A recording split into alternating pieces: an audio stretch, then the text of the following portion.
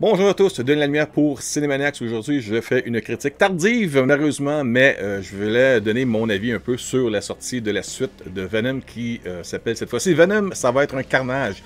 Let There Be Carnage. J'avais fait même une réaction au trailer qui était sorti. J'étais très surpris du visuel et où est-ce qu'on s'en allait avec ça. À noter que j'ai pas été un grand fan. J'ai boudé le premier parce que il y avait des mauvaises langues, pas pour faire un jeu de mots avec Venom, avec sa grande langue, mais il y a des mauvaises langues qui parlaient de la qualité du scénario et de la piètre finition un peu du premier film. Mais ça a généré quand même 800 millions de dollars au box-office et je me suis dit, ben attends, gars, je vais investir. J'ai acheté le film en 4K, mettant en vedette Tom Hardy. J'ai acheté le film ici. Et là, juste avant de partir en vacances, pour ça, depuis que je suis en retard dans afin de faire cette vidéo-ci, j'ai été voir le film juste une journée avant qu'on parte en vacances, en voyage. Et puis là, on est revenu, on a été dans nos chutes Niagara. Moi et ma conjointe, et puis ça nous a fait du bien de décrocher un peu. Mais là, ça, je reviens, puis je voulais vous en parler un peu vite. Pas pour dire que c'est un grand film, mais tu sais, j'ai payé pour aller voir le film. J'ai même encore mon billet ici. Il y en a qui disent, ils gardent ses billets. Ouais, je garde mes billets de cinéma lorsque je paye. Ça marque le titre dessus, le prix que j'ai payé, la date. Et c'est un petit souvenir que je mets souvent lorsque je vais acheter le film après ça en média physique ou dans la trame sonore. Je vais mettre le billet dans le boîtier. Mais bientôt, je vais peut-être m'acheter un genre de cartable où est-ce que je vais mettre toutes mes centaines de laissés-passer de mes billets de cinéma comme souvenir. Et puis, je sais pas si vous faites ça des fois, ou si vous êtes un collectionneur un peu comme moi de différentes choses par rapport au cinéma. Moi, c'est ça. Je viens de garder mes billets de film. Ouais, c'est ça. Let There Be Carnage. Tom Hardy revient au grand écran dans le rôle du protecteur létal Venom, l'un des plus grands et plus complexes personnages de Marvel. Plus grand et plus complexe personnage. En tout cas, c'est pas si compliqué s'il est réparti avec Spider-Man, mais en tout cas. Réalisé par Andy Serkis, entre autres, lui, on lui doit Gollum dans la trilogie du Seigneur des Anneaux. On lui doit aussi César dans la trilogie de la planète des singes. Il a aussi fait le motion capture pour King Kong dans la version de Peter Jackson.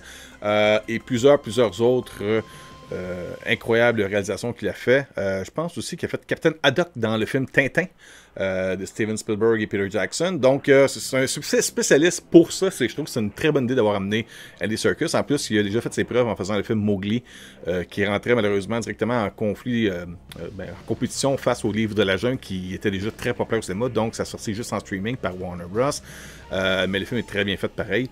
Et puis, le film met aussi en vedette, il y a Michelle Williams, il y a Naomi Harris et Woody Harrelson dans le rôle du méchant Cletus Cassidy. Carnage. Est-ce que c'est un bon film?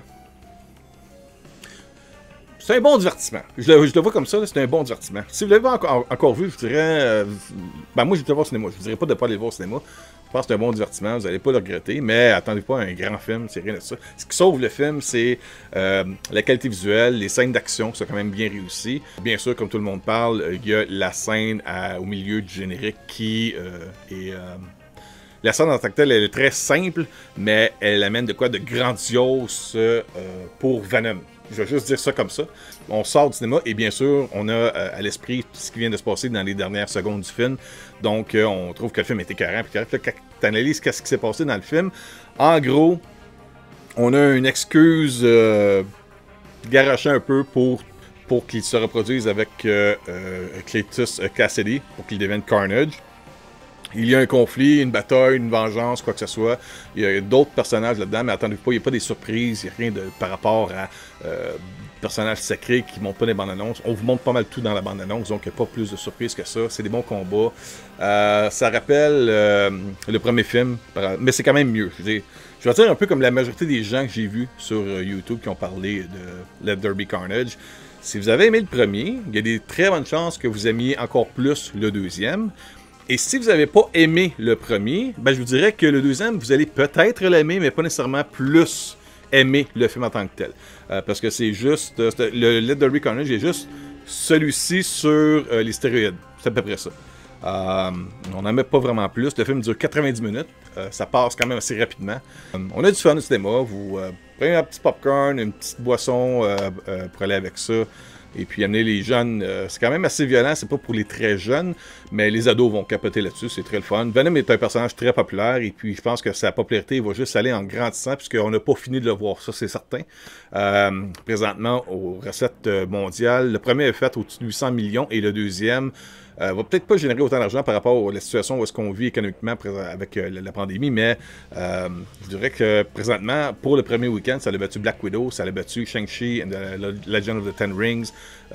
Donc c'est très très populaire pour les gens qui vont au cinéma présentement voir du divertissement. Venom, Leathery Carnage vend beaucoup de billets de cinéma, donc j'imagine que les propriétaires de salles de cinéma sont très heureux de voir une suite à Venom. Et moi, d'un autre côté, j'ai très hâte de voir où est-ce que ça s'en va et comment on va expliquer ce qui se passe à la fin du film Venom. Le problème que ça l'amène un peu avec ça, par exemple, c'est ce film-là. Est-ce que c'est un Venom 2 ou c'est juste un Venom 1.5 en attendant vraiment ce qu'on attend de voir dans le prochain film, que ça soit ce qui est lié avec la scène du générique ou un Venom 3. J'en dis pas plus. Mais c'est ça. J'ai aimé le film. Je vous recommande de voir ça. C'est un bon divertissement. C'est pas un grand film. On parle pas de quelque chose qui va vous émouvoir, aller chercher votre âme, changer votre vie, vous faire pleurer d'émotions au plus profond de votre vous-même. C'est rien de ça.